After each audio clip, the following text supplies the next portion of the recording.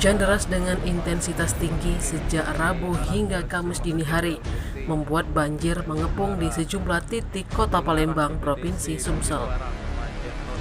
Mirisnya banjir ini dirasakan oleh warga Palembang selama 2 hari berturut-turut.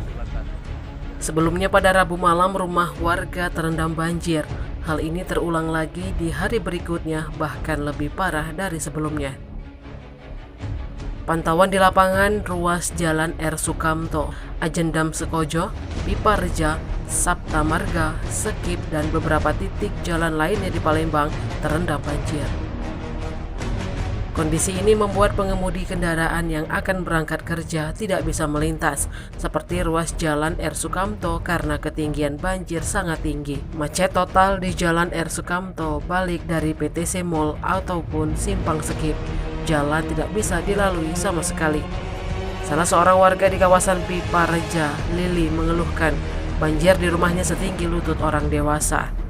Sejak semalam warga mengakui sulit beraktivitas karena air sudah merendam rumah. Banjir 2 hari berturut-turut itu sangat mengkhawatirkan untuk kesehatan orang tua. Parahnya lagi, warga bahkan tidak bisa berangkat kerja karena banjir sangat tinggi di kawasan Jalan R. Sukamto. Banyak pengendara terjebak di arah Simpang Sekip di Jalan R. Sukamto karena air tinggi sekali. Air banjir hingga kini belum juga surut, akibatnya terjadi kemacetan yang panjang. Kendaraan terpantau mengular di sepanjang wilayah banjir, seperti Jalan Residen Abdul Rozak dan macet total di sekitar SMA Kumbang. Hingga berita ini ditulis belum ada pernyataan dari pemerintah Kota Palembang terkait bencana alam tersebut.